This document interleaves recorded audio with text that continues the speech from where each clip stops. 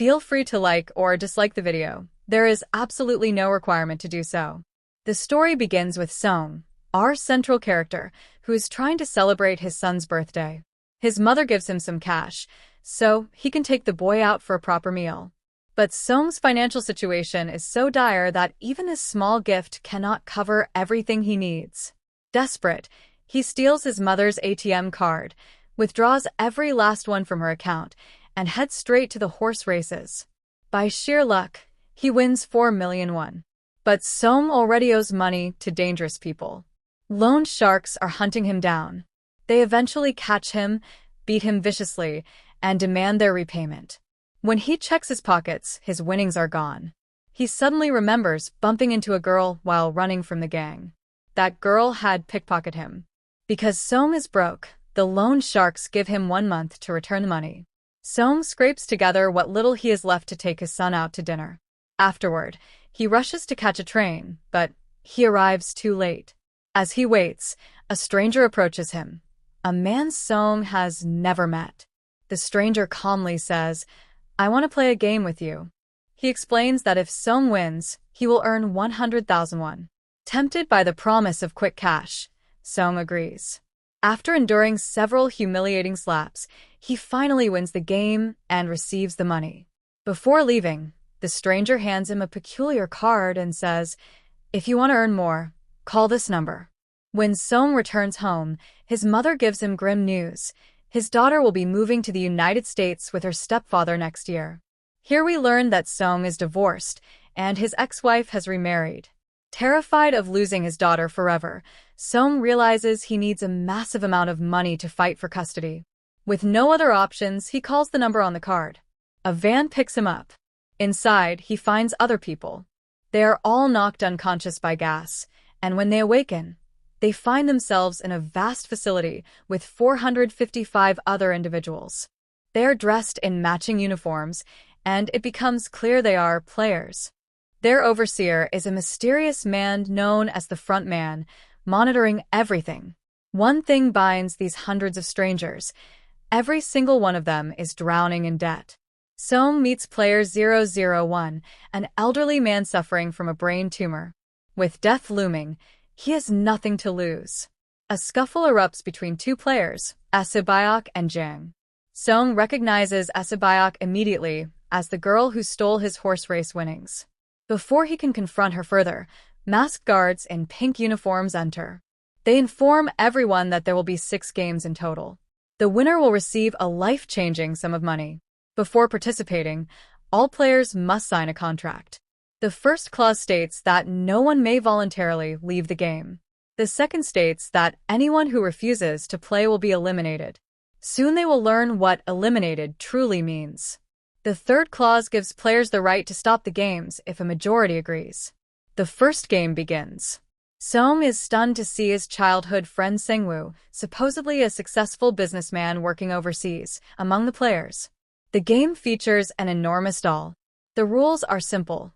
Move when the doll sings, freeze when the song stops. Anyone who moves afterward will be eliminated. At first, players treat it like a joke, until one boy moves and is immediately shot dead. Chaos erupts. Panic spreads. Players run for their lives, only to be killed for moving. Those who understand the rules force themselves to calm down and complete the challenge. When the bodies are removed, only 201 players remain out of the original 456.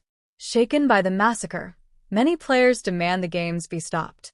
They invoke the third clause.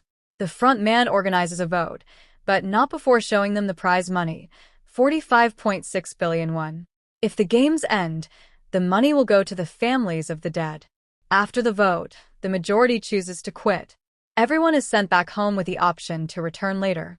The next day, Song goes to the police and explains everything. They dismiss him as delusional. He shows them the card, but the number on it is no longer valid. When Song returns home, his mother is missing. Meanwhile, Sengwoo is secretly watching her. When Song arrives, Sengwoo confesses he is 6 billion won in debt, having lost clients' funds in a failed stock futures investment. Song receives a call from the hospital. His mother's untreated diabetes has caused a severe foot infection. The doctor informs him that amputation is necessary and expensive. Song has no money left. He even used up his mother's insurance funds. He goes to his ex-wife seeking help, but she refuses. Her husband later approaches Song, tries to give him money, and tells him to stay away from their family. Enraged, Song attacks him, only to stop when his daughter appears. Elsewhere, Song's friend Ollie confronts his employer for unpaid wages. A fight breaks out. The employer's hand is mangled in machinery, giving Ollie a chance to escape with the money. At home, Ollie urges his wife to flee with their child immediately. Meanwhile, Seo meets secretly with an agent. She needs money to smuggle her mother from North Korea into the South. She also has a younger brother she is trying to reunite with their mother. A police officer begins searching for his missing brother. He discovers the same type of card at his brother's home, the same card he saw when Song tried reporting the games. He confronts Song, but Song refuses to talk. When Song gets home, he finds another card waiting. With no options left, he decides to rejoin the games. All returning players are gathered near a ship. The officer tails the vehicles, knocks out a guard, and infiltrates the operation by taking his uniform. The players are transported to an island facility, unaware of what awaits them next. Inside, they start forming tentative alliances. One night, Seo and another female player sneak into the washroom. Seo slips away to explore and discovers guards cooking something enormous in giant pots. A guard becomes suspicious, but Seo returns just in time. She confides in her friend, and Sang-woo overhears them. When he questions her, she admits she saw guards cooking something massive. Players are brought to a playground featuring 4 symbols. Each must choose one. Realizing what the next game must be, Sang-woo advises Song's group to select different shapes. They're then given tins of dalgona honeycomb candy with shapes pressed into them. Their task: extract the shape without breaking it, or be killed. Sang-woo manages his easily. Song panics, but eventually finds a way to win. Only 107 players return alive. Back in the dorms, limited food rations spark a deadly fight. Jan kills another player with his bare hands. Hidden within the ranks is a doctor who has been working with corrupt guards to harvest organs from dead players. They have been operating in secret, unbeknownst to the front man, even deleting surveillance footage. In exchange, they secretly tell the doctor what the upcoming games will be so he can stay alive. That night, the guards purposely give the players less food, intending to provoke more violence and eliminate weaker participants. Sang-woo, expecting a brawl, orders his team to barricade themselves and stay vigilant. The doctor joins Jang's group and reveals the next game. When the lights go out, Jang's team attacks. After a brutal night, only 80 people remain. The next game requires teams of 10. Jang, knowing what is coming, refuses to accept any women. Sang-woo forms his team and reluctantly includes a woman named Mineo. The challenge is tug-of-war, played on a high platform where the losing team falls to their deaths. Jang's team wins easily. Sang-woo's team, guided by player 001's unexpected expertise, narrowly wins their match. That night, the lights are set to turn off again. Jang fears betrayal within his own ranks. Meanwhile, the corrupt organ trafficking guards bring bodies to harvest. Guards 28 and 29 prepare to deliver organs. Guard 29 is actually the infiltrating police officer. They mention a deceased person with only one kidney, a zombie, and the officer suspects they are referring to his missing brother. As they move through tunnels lined with explosives, Guard 28 claims the entire place will be destroyed once their task is done. Growing suspicious, he demands Guard 29 remove his mask. The officer pretends to comply, then pulls a gun. He interrogates Guard 28, who reveals that all data about the players is stored in the frontman's room. The officer kills him. Meanwhile, the doctor grows furious when the guards cannot provide details about the next game. He kills one guard and escapes. Another guard corners him in a playground, but the frontman arrives, executes both the rogue guard and the doctor, and discovers the body of Guard 28. He now knows an intruder is among the ranks. The officer reaches the frontman's room, finds an archive and discovers records of previous winners. His brother's name is among them, meaning his brother had once survived these very games. The fourth game approaches. Players must pick a partner. One woman, Jiang, struggles as no one chooses her. Each pair is given 10 marbles. The rule: you must take all your partner's marbles by any non-violent means. Whoever is left without marbles will be executed.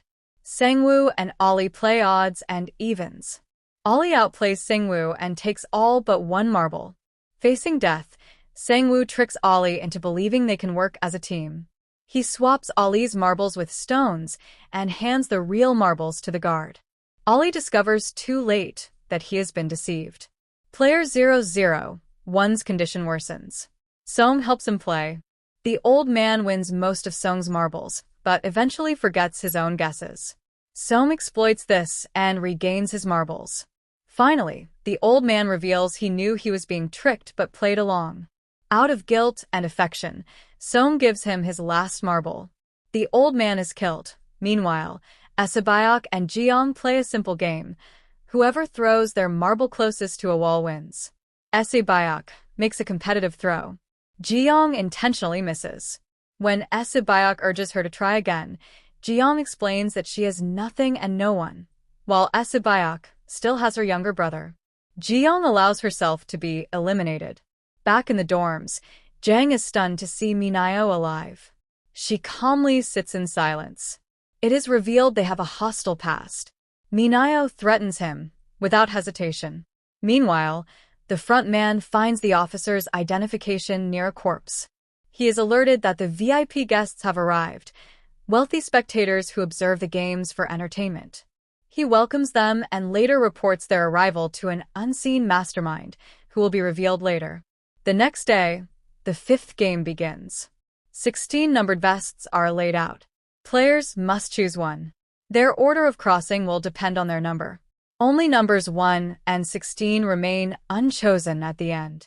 Song hesitates, realizing that being first is dangerous, but being last could mean he runs out of time. A man approaches and says he wants to be number 1 because he has never been first in his life. They're led into a room with a glass bridge. Each stuck consists of 2 glass panels, 1 regular glass, 1 tempered. Regular glass will shatter under their weight. Tempered glass will hold. The players must race across before time expires. Many fall to their deaths. Jang refuses to move when it is his turn at the front. Everyone is stuck unless someone sacrifices themselves. Minayo steps forward, reminding Jang of her earlier promise. She grabs him and jumps, killing them both.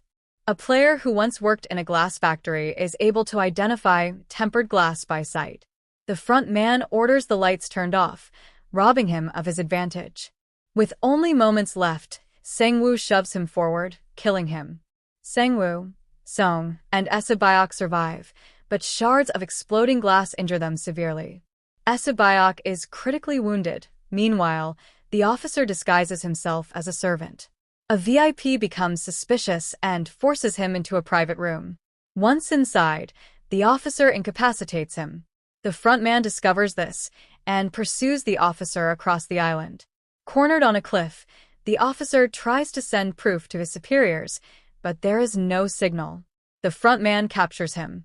The officer shoots him in the shoulder, but when the front man removes his mask, the officer realizes this man is his missing brother. The front man shoots him, and the officer falls into the sea. Back in the facility, Song sees Esabayok's condition worsening. During a formal dinner for the final 3, they are each given a knife. Esabayok begs Song to look after her brother if she doesn't make it. Song tries to get help, but while he is gone, Sangwoo kills Esabayok. The final game begins, a brutal one-on-one fight known as the Squid Game.